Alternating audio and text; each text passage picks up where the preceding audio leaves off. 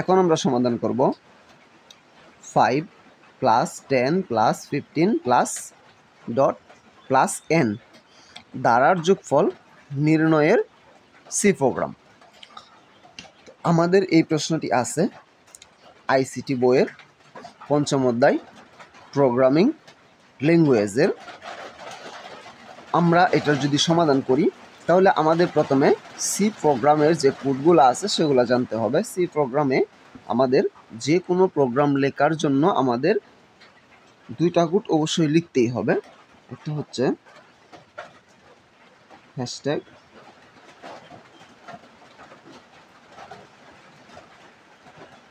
Include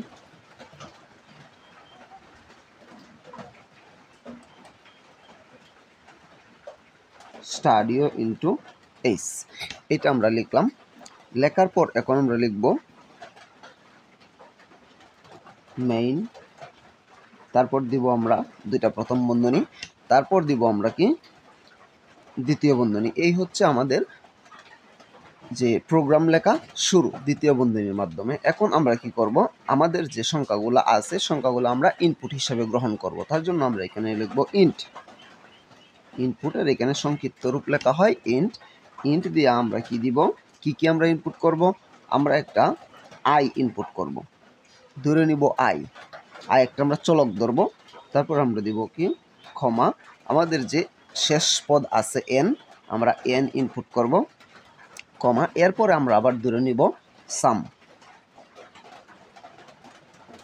সাম সমান আমরা 0 ধরে নিব। আমরা শেষে একটা সেমিকোলন দেব। আমরা দ্বিতীয় বন্ধনী দেওয়ার পরে যতগুলা লাইন লিখব প্রত্যেকটা লাইনের শেষে আমরা একটা করে সেমিকোলন দেব। শুধুমাত্র যদি আমরা কখনো ফর লিখি তাহলে ফরের শেষে সেমিকোলন হবে না, এছাড়া সবগুলা লাইনের শেষে আমাদের সেমিকোলন দিতে হবে। তাহলে আমরা কি কি ইনপুট করলাম, আই এন সাম সমান 0 ইনপুট করার পরে আমরা কি করব, প্রিন্টএফ করব। আমরা দিব প্রিন্টএফ। নরমালি আমরা লিখি প্রিন্ট, এখানে একটা এফ বেশি দিতে হয়। আবার স্ক্যানএফ লেখার সময় স্ক্যানের সাথে একটা এফ বেশি দিতে হয়। তাহলে আমরা দিব প্রথম বন্ধনী ডাবল ইনভাইটেড কমা, তারপরে আমরা দিব এন্টার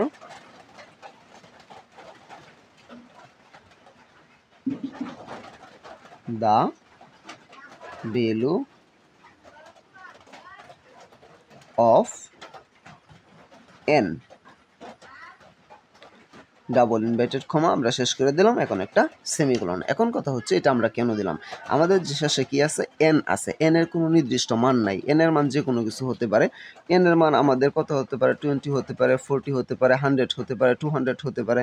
যেহেতু নির্দিষ্ট কোনো মান নাই সেহেতু এটার নির্দিষ্ট কোনো ভ্যালু নাই, সেহেতু আমরা কি নিব, enter the value of N. মানে এন এর ভ্যালুটা আমরা নিলাম। এখন কথা হচ্ছে এন এর ভ্যালুটা আমরা কোন জায়গায় কি নাম্বারে নিব, আমরা কি হেক্সাডেসিমালে নিব নাকি ডেসিমালে নিব নাকি আমরা অক্টালে নিব, এইটা আমরা নির্ধারণ করব। তার জন্য আমাদের কি করতে হবে, স্ক্যানএফ। স্ক্যানএফ আবার প্রথম বন্ধনী double inverted comma percent D. এই যে পার্সেন্ট ডি মানে হচ্ছে আমাদের ডেসিমাল সংখ্যায় আমরা এটাকে প্রকাশ করলাম, ক্ষমা, তারপর আমরা কি দিব, এন্ড এন দিলাম, এই যে আমরা সেমিকোলন দিলাম। এরপর আমরা কি করব, ফর ফর ফর দেওয়ার পর আমরা কি লিখব, আই, এই যে আমরা আই চলকটা নিয়েছি, আই চলকের মান সবসময় হবে আমাদের প্রথম সংখ্যা। আই চলকের মান কি আমাদের প্রথম সংখ্যা। তাহলে আমরা আই সমান কি নিব, 5 সেমিকোলন। তারপর আমরা কি নিব, আমরা যে এনটা নিয়েছিলাম এনের সাথে আমরা একটা প্রশ্ন করব। আমরা কি প্রশ্ন করব, আমরা প্রশ্ন করব I less than equal N, I less than equal N, তারপরে আবার একটা সেমিকোলন দিলাম। এখন আমাদের শেষে আই এর মানটা কি করতে হয়, বৃদ্ধি করতে হয়। কত করে বৃদ্ধি করব, আমাদের এখানে পার্থক্য যত আছে, আমাদের 10 আর 5 দুইটার মাঝখানে পার্থক্য কত আছে, 5 আছে। আবার 15 10 দুইটার মাঝখানে পার্থক্য কত আছে, 5 আছে। সেহেতু আমাদের আই এর মানটা কত করে বৃদ্ধি পাবে, 5 করে বৃদ্ধি পাবে। তাহলে আমরা লিখব কি, I equal I plus 5।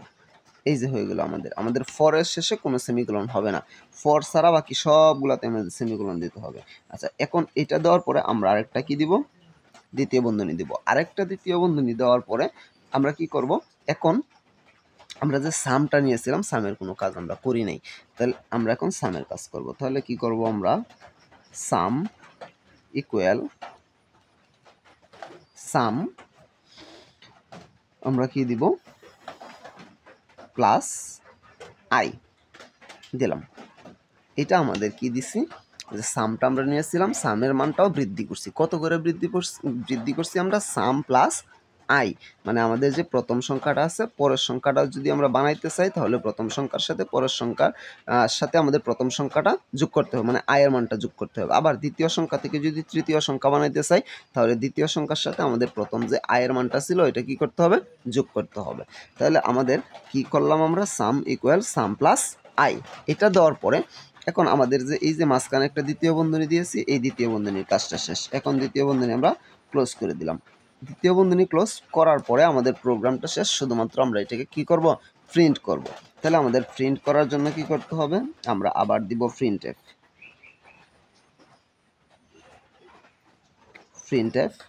Printf দেয়া double inverted comma %d, D মানে হচ্ছে আমরা ডেসিমাল এটাকে প্রিন্ট করব। আবার ডাবল ইনভাইটেড কমা আমরা কি প্রিন্ট করব, সাম প্রিন্ট করব। সাম প্রিন্ট করলাম, সেমিকোলন। তাহলে আমাদের কি হয়ে গেল, প্রোগ্রামটা শেষ হয়ে গেল। এখন শুধু আমরা লিখব রিটার্ন 0,